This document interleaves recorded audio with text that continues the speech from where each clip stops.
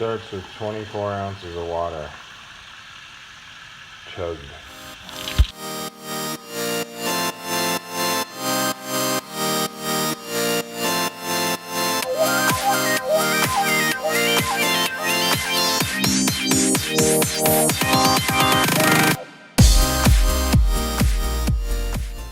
What's up, guys? So I'm gonna do a full day of eating. My current macros on a training day are 265 protein, 520 carb, and 110 fat. So I'm trying to gain weight right now. That puts my calories pretty high. Sorry for everyone that's trying to lose weight. The grass is always greener though sometimes. Okay, meal number one. I have this almost every morning for breakfast.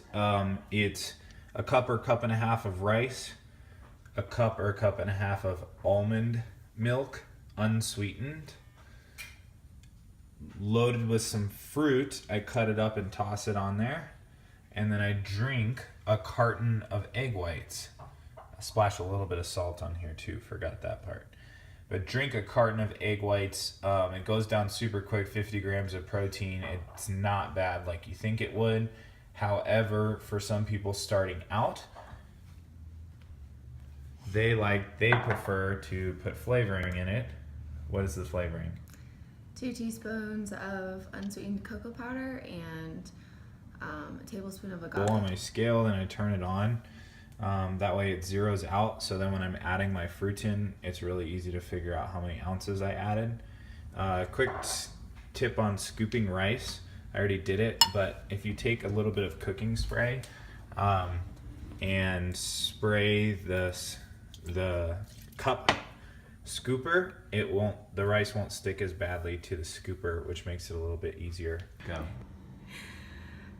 For those of you that aren't bulking, I'm on a cut. I'm trying to cut weight for a strongman competition because unlike Caleb, who if he walks too fast from his car door to the front door of the apartment, he loses weight, I have a hard time. So my macros are 145 protein, 40 grams of fat, and right now 130 grams of carbs.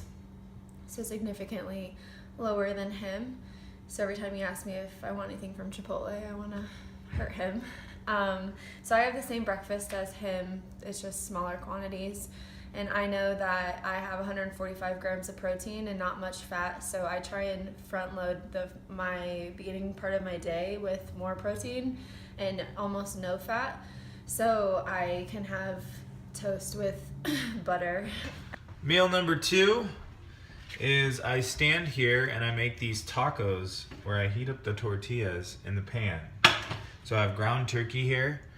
Or ground chicken, sorry.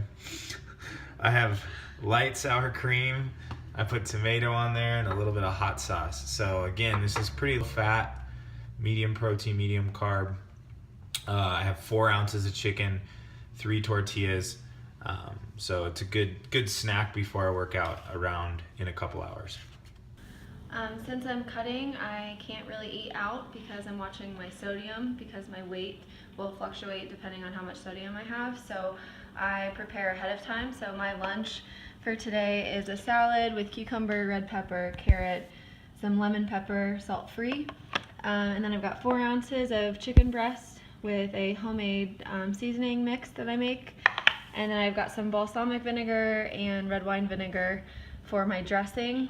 And then some gluten-free sea salt crackers that I usually dip in salsa or with my chicken.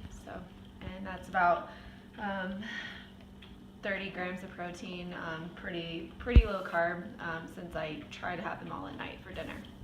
Pre-workout is Push. It's got 135 milligrams of caffeine in it.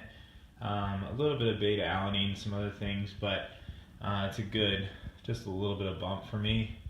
I don't always do protein before workout. I mostly do it after, but because my protein's been so high recently, I've been adding in a little bit of protein about an hour before workout. I take this about 45 minutes before workout.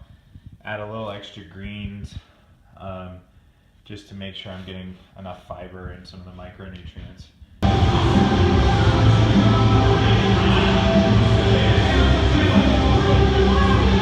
Post-workout shake. So I take Carbolin or a carb source. This is basically just pure carbs. It's made from potatoes. There's no other flavors to it. I like that. It helps me get some carbohydrates in post-workout, especially if you're very high carb. Then I do a protein. I'm not married to any protein. About Time's fine. This says it's vegetarian. I don't actually take a vegetarian one. I use whey. Strength, lead, stronger, faster, healthier. There's a lot of good proteins out there. There's also a lot of crap, so be careful. 25 grams. Aminos. I actually take this before workouts, but I forgot today, so I'm going to take my aminos post-workout. You want to get about 10 grams of amino acids in our BCAAs in your pre-workout shake. The key to the supplements is its convenient sources of food that are usually cheap and not very perishable. So I can put them in my bag, I can put them in my car, and I don't have to worry about trying to prepare food. It helps me accomplish getting my food in. Plus, most of these things break down a lot quicker in the day or for digestive reasons, which helps me recover quicker. All right, lunch today was the king of all kings, Chipotle. Now, I eat Chipotle like about half the days for lunch. I do this for two reasons. One, it helps me not have to eat the same food that I've meal prepped, so I don't get sick of it. I sub in Chipotle when I'm feeling like tasting something different. Chipotle is pretty healthy. It's cheap. It gets the job done. It makes me feel good when I eat it. So that's why I use it. What I get when I go to Chipotle, I get a burrito with white rice, black beans, doubled chicken. I do sour cream and cheese and lettuce. Now, I've found that I've tried to mess with doing brown rice, but it's like crunchy. It doesn't taste quite as good. And then I've tried to do it without sour cream and cheese to kind of save up some of the fat and not have those extra calories. And I've also tried to do it as a bowl and not in a tortilla. Now, what I found when I did those three strategies at different times was the food just didn't taste as good. Then I wasn't really looking forward to going to Chipotle to eat. So it kind of ruined the concept of trying to eat a good meal. So I took a little hit by adding some of that fat in so that then I can be consistent eating it. Because instead, what I do is not eat it and then go binge and eat somewhere else. And most other places have way worse macros, especially the way I eat them. So this has allowed me to be successful. Now, a tip for lunches is be careful eating too big a lunch. The reason we crash at 1 or 2 o'clock in the afternoon is because of a surge of insulin and then a crash. And so I've learned that if I make sure that I don't eat too big of lunches, it helps me keep my energy throughout the mid-afternoon. Now, when I make the mistake and eat too big of lunches, what I do is I have a little bit of caffeine, a little bit of coffee to help offset that so that I don't lose my productivity at work during that time. But to try to forecast it, I try to just have a little bit of a smaller lunch to where I'm full but not stuffed. All right, so evening time dinner, kind of late. What I do is check my macros, see what I have left. Right now I'm at 200 carbs left, so kind of high on the carb side. 40 protein and 40 fat. So I basically have to figure out how to get a lot of carbohydrates in. So one thing that I have around the house is these ramen noodles. They're kind of high in sodium, so sometimes I don't always eat the whole packet, like the seasoning associated with it, but 43 grams of carbs in that. I am going to eat one of these ice cream sandwiches, so I'm planning for that. 9 fat, 30 or 20 carb, 2 protein. So now I just basically, and I'm also going to have one of these ahi tuna steaks, which are 0 fat, 0 carb, and 26 grams of protein. Dinner for me is an ahi tuna steak, 4 ounces with cucumber, some pickled ginger, some wasabi paste, and some chili garlic oil. I don't have any carbs left today, or I have some carbs left, but I know me personally that I have to have something sweet before I go to bed, or just I have to have something sweet with every single meal. So I have a piece of toast with a tablespoon of butter and half a tablespoon of honey after this before I go to sleep. So no carbs, but pretty good. All right, just ate a full dinner and I'm full, but I have 70 grams of carbs, 20 grams of fat left. She left because she's pissed because I'm pissed that I have to keep eating, and she's pissed about listening to me complaining about how I need to keep eating because she can't eat anything. So the struggle is real. But what I'm doing is 4 slices of gluten-free bread. I'm doing 20 grams of butter, 20 grams of fat of butter, and I'm gonna put a little bit of honey on it. So this is a nice little treat. Everyone's like, oh, you get to have all this treat stuff. But it really, like, I like having a little treat at the end of the night. It helps me eat cleaner in the middle of the day. So it's good to have that to look forward to.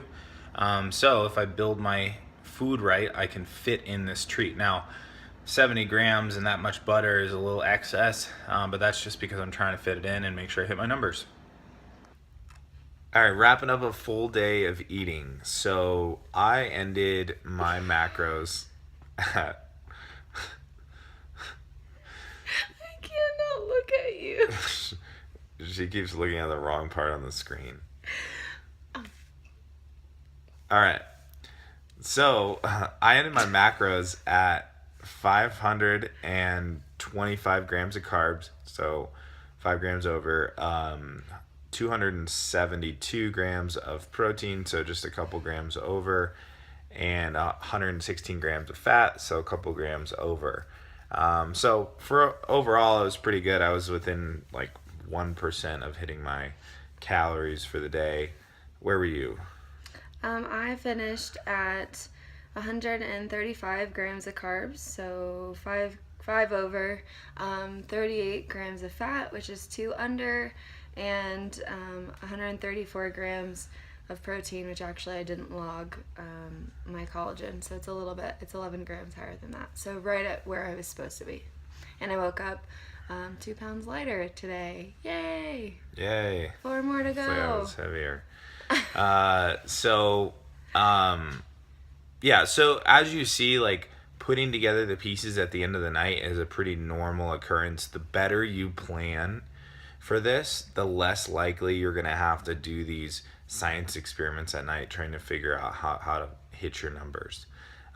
So the key is found in planning. But if there's one big takeaway I have with all of this is, and you've seen it throughout this day, is you have to make it work. And the way to make it work is know yourself and know what you enjoy and what you don't enjoy. So you can see we plan sweets into the day. And what that does, like in the perfect world, it would be great to go without those sweets. However, when we go without them, then it makes the day that much harder. And basically it's a tipping point. It's a scale. And then it tips over. And then we're not able to stay successful with it. So having that little bit of sweet at the end of the night, or whenever that is for you, that's the key on making this whole thing long term. So give and take, that's the concept. Thanks for watching, guys. Post in the comments below any questions you have, and we'll do another one of these. Take care.